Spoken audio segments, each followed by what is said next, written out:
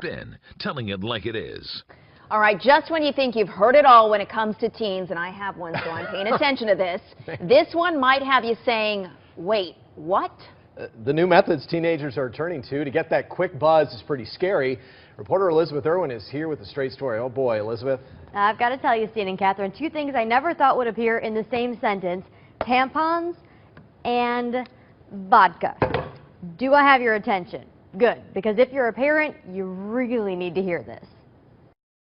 Quicker high, they think it's going to last longer, it's more intense. This is not isolated to any school, any city, any financial area. This is everywhere. When we heard how kids are getting drunk these days, we thought, no way.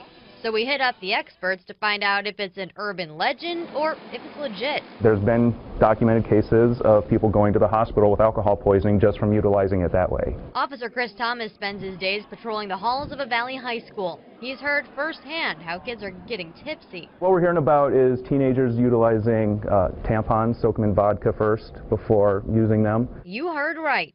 Teens taking tampons, soaking them in vodka,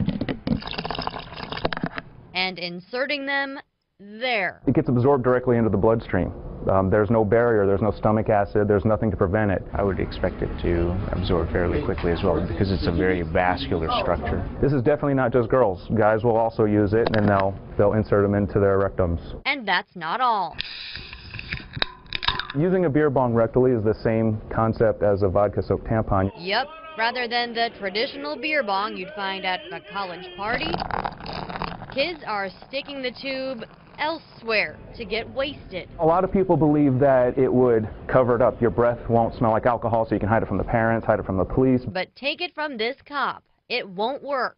It's not just jail time that might be a problem. These new tricks are really risky and could cause some serious trouble. It can cause mucosal irritation, meaning the vaginal wall can be really irritated. Plus, what if you overdo it? Irritation could be the least of your problems. Some of the dangers associated with this is there's no barrier. And no gag reflex. If it isn't going down the hatch, you won't have that telltale sign you've had too much to drink, which means you won't throw up. If you've got alcohol poisoning, you'll pass out before you know there's a problem. It's problematic because you don't really know how much you're going to absorb. We decided to find out.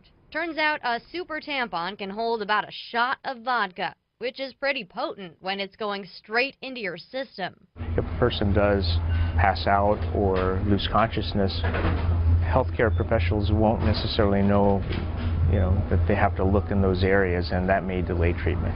Okay, if I'm a parent of a teenager, what can I do to make sure these are used for the job they're intended, nothing more? Well, then you need to get involved. Stop being your kid's friend and be their parent first.